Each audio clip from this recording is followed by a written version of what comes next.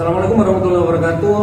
Selamat siang sahabat Rasi. Di Rasi Podcast on Air kali ini kita bersama mereka beliau-beliau ini dalam kegiatan Jambore Jurnalis. Ini baru pertama kali dilakukan di Magetan, di mana 125 siswa SMP se-Kabupaten Magetan ini diberi pelajaran atau diberi pemahaman terkait bagaimana melakukan jurnalisme di sekolah. Ini salah satunya adalah hasil karya daripada siswa-siswa SMP se-Kabupaten Magetan ya. Ini salah satunya ini hasil karya dari SMP Negeri 1 Poncol. Artinya mereka punya majalah sekolah. Dan dua hari ini di dalam Jambore Jurnalis ini mereka diberi pemahaman atau materi dari pihak-pihak yang berkompeten. Salah satunya adalah dari Kompas dan juga dari teman-teman yang bergerak di dunia pertelevisian. Ada dua narasumber kita hari ini, Pak Sukadi. Pak Sukadi ya. Beliau adalah inisiator orangnya. Ya, sama teman-teman. Ketua pelaksana kegiatan Jambore Jurnalis yang dilakukan hari ini. Dan juga Mas, saya sebutnya Mas ya, meskipun Mas Supriyogo. Beliau ini adalah inisiator dan juga aktif banget bergerak di dunia penulisan.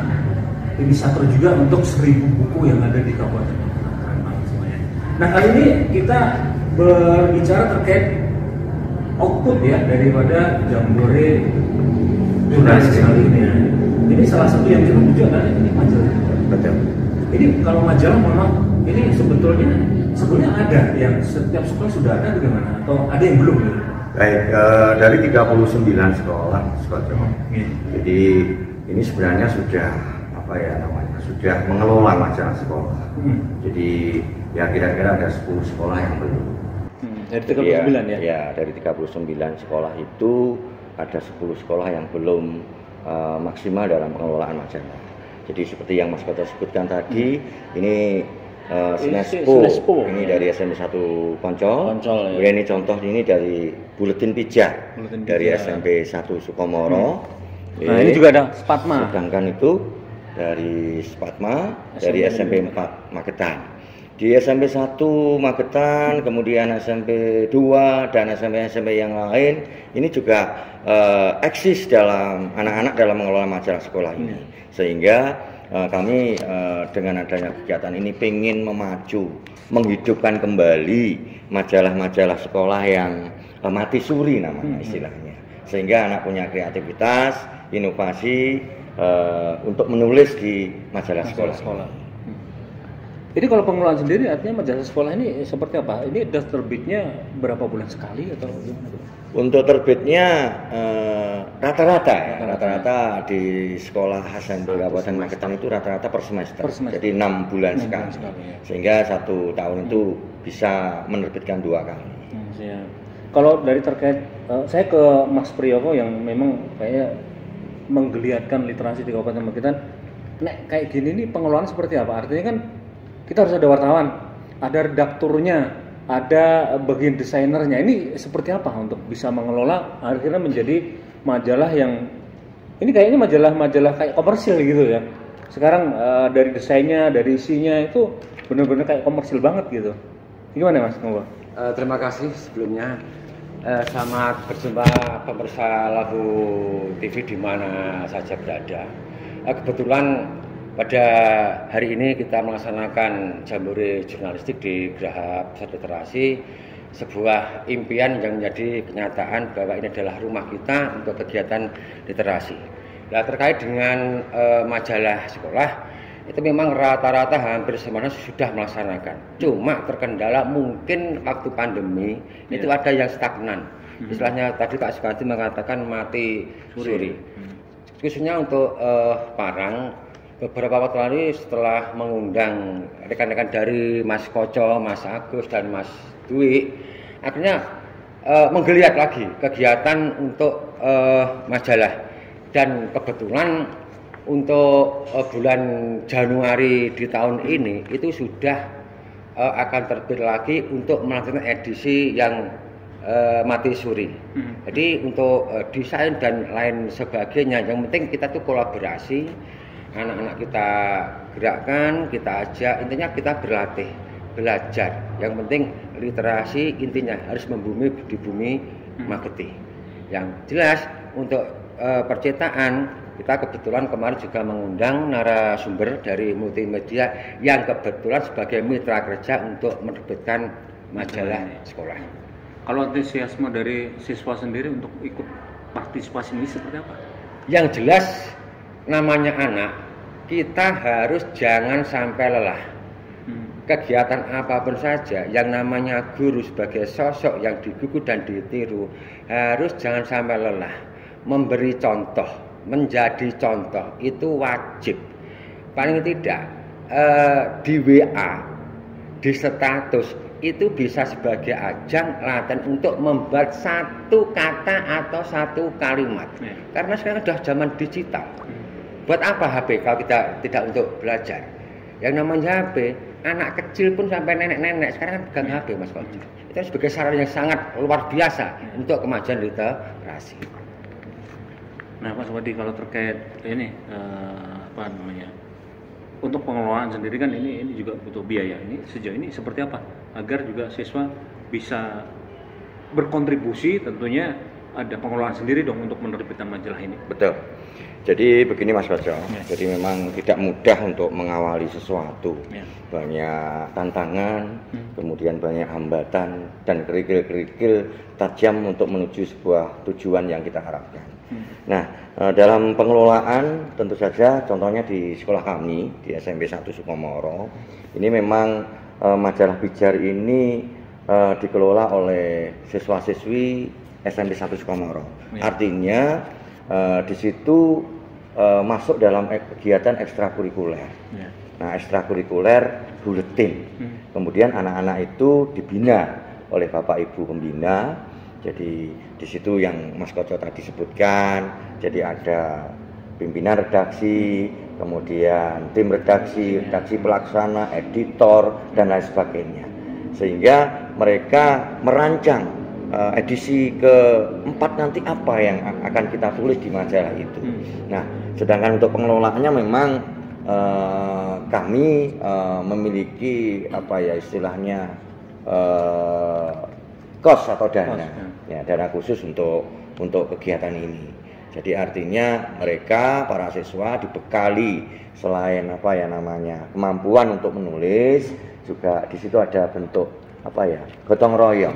Jadi dana gotong royong untuk mendirikan pertama kali. Ya, kemudian dari gotong royong itu kan terus berkembang akhirnya tim majalah ini sudah punya dana sendiri. Tentu saja dana itu juga dari anak-anak, untuk anak-anak, kembali ke anak-anak, bahkan untuk sumbangsihnya informasi ke masyarakat. Artinya kalau anak-anak yang berpartisipasi ini dapat honor nggak sih sebetulnya? Iya, dapat. Dapat ya? Ya, dapat. Jadi misalnya ada grade-nya, Mas. Jadi menulis artikel, kemudian menulis liputan atau reportase, kemudian ada rubrik sastra. Di situ memang ada. Jadi ada nominal di situ. Jadi pengelolaannya kita budayakan atau kita berdayakan anak. Jadi anak yang membawa. Anak yang mengelola keuangan itu, sumber dana itu. Jadi Bapak Ibu guru pembina cukup memantau melihat pengeluarannya, dan ini juga untuk melatih anak dalam manajemen. Saya ke Mas Priyono. Nah, Mas, terkait output bagi siswa dengan adanya majalah ini, mereka artinya berkecimpung ya, bagaimana mengelola sebuah media, bagaimanapun sekecil apapun ini media yang bisa dibilang mainstream ya, karena mereka harus menggalang dana, mengisi bagaimana isi daripada majalah ini agar menarik dan sebagainya. Kemudian mereka akhirnya mendapat outputnya adalah ya kalau dinilai nggak seberapa, tetapi ini kan mereka mengajarkan bahwa kalau kita berkarya gitu ada imbalan yang bisa mereka dapatkan. Outputnya dari siswa sendiri seperti apa dengan adanya majalah ini? Yang jelas begini, ini namanya ajang suatu pembelajaran. Dan kemungkinan kalau anak-anak mendapat output entah berapa nominalnya, mungkin sebagai motivasi, ya sebagai untuk pendorong, pemantik dari anak-anak. Tapi kemungkinan juga ada yang dari sekolah itu tidak seperti itu ada. Yang jelas itu kan ajang belajar. Ajang belajar. Jadi paling tidak dengan berliterasi kita mau menulis itu kan dia membaca dulu. Nah, paling tidak ini termasuk di kegiatan literasi. Ini kalau kita lihat Mas, motivasi anak untuk belajar, membaca buku. Ini kan mungkin kan sudah sama-sama kita ketahui bocah kok enggak nanti sinau toh. Nah, kemungkinan dengan harapan yang sangat besar dengan adanya kita berlatih untuk menulis dan lain sebagainya, geliat semangat untuk belajar kembali dan membaca itu tumbuh lagi. Jadi kita menulis kalau tidak pernah membaca apa yang akan kita tulis, kita akan menjadi kesulitan. Diberi teori seperti apapun, anak akhirnya akan memberi menambah sendiri dengan cara membuka literatur. Entah itu melalui HP, di internet, sambil mau tidur kan bisa lihat. Yang penting kita kan gini, bijak menggunakan media sosial. Media sosial harus kita gunakan sebijak mungkin, tidak hanya untuk selfie diri tidak, tapi selfie diri yang mempunyai arti. Dan begitu Mas. Karena kita ketahui bahwa 2 hari kita mengikuti Jambore Jurnalis ini antusiasme siswa-siswa SMP ini luar biasa. Mereka banyak bertanya kepada para narasumber yang memang berkompeten bekerja sebagai jurnalis, dan mereka banyak sekali menanyakan seperti apa sih kinerja jurnalis, meskipun mereka di dalam hal ini adalah masih tahap belajar dan karya mereka ternyata luar biasa gitu. Nah, terkait ke depan ya dengan adanya Jambore Jurnalis ini kan Pak, artinya nggak cuman hasilnya cuma majalah gitu kan, enggak kan. Nah, ini apa ke depannya, proyeksinya setelah ini apa? Gambaran dan harapan itu memang harus kita miliki. Jadi setiap manusia, setiap orang itu kan harus punya impian. Jadi impian itu kalau bisa bermimpilah setinggi langit. Jadi harapan dari kegiatan ini, jadi bukan hanya sekedar majalah, tapi mereka punya keterampilan, punya skill. Jika nanti mereka itu melanjutkan ke jenjangnya yang lebih tinggi, kemudian terjun ke masyarakat, dunia kerja memang ini persaingannya cukup ketat sekali, sehingga dengan adanya keterampilan, skill seperti tadi materi atau narasumber telah membawa peserta didik atau peserta Jambore ini ke Taman Refugia. Jadi mereka sangat antusias, mereka sangat semangat. Bahkan semula yang di sekolah ini nampak malu-malu ya, nampak malu-malu. Begitu terjun di lapangan di kebun Refugia itu, mereka timbul rasa keberanian untuk bertanya ke pemateri atau narasumber. Nah, ini merupakan sebuah skill, sebuah tantangan, sehingga nanti ketika mereka itu sudah besar, punya pengalaman belajar yang luar biasa. Jadi memori mereka itu tidak akan pernah lepas, tidak pernah akan hilang, sehingga impian-impian, tanjakan-tanjakan impian itu bisa terwujud nanti ketika mereka terjun di masyarakat. Kalau output terbesar atau langkah setelah ini nggak ada stepnya. Kemarin anak-anak sudah bisa nih bagaimana membuat tulisan, kemudian bagaimana meliput dengan video, mengeksplor sebuah daerah. Kalau dulu mungkin mereka datang sebagai penikmat gitu.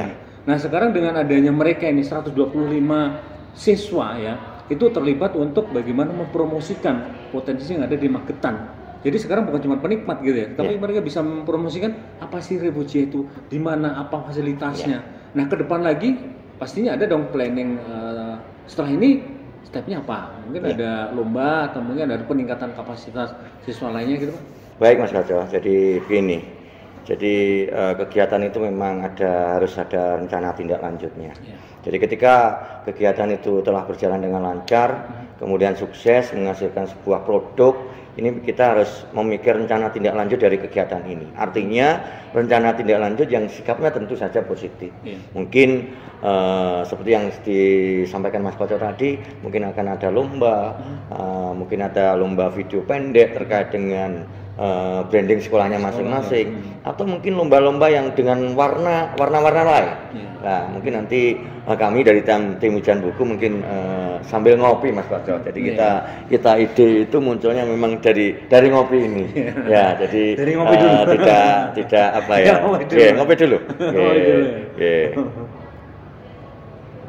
Jadi tidak serta-merta apa ya, secara kedinasan atau apa tadi namanya sastrawan, mungkin penulis atau mungkin apalah yang pengen punya jiwa-jiwa yang pengen berubah ke arah yang lebih baik. Kadang dengan ngopi akan muncul ide, kemudian muncul pemikiran, akhirnya mengerucut ke sebuah kegiatan.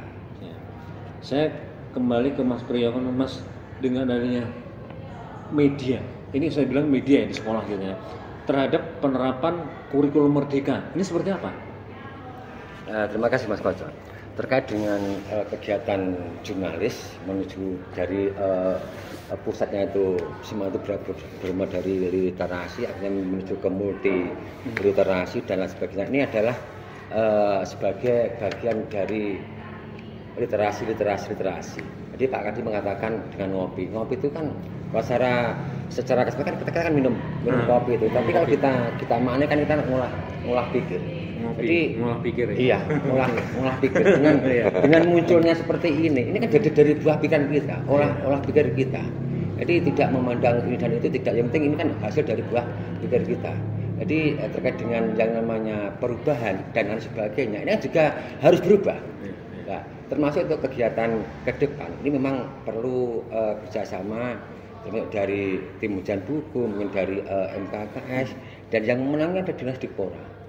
Insya Allah katakan kalau ada umpaknya itu katakan hujan buku, cagaknya itu MKKS, dan empiaknya itu Dikpora. Saya yakin itu literasi di Magetan itu mesti luar biasa. Karena apa? Ini tempat untuk kegiatan literasi. Dan ini kan miliknya Ardus. Kami kan berharap semoga ke depan antara dinas-dinas terkait itu satu rel untuk menuju ke literasi. Literasi membumi di bumi Magetan. Karena apa?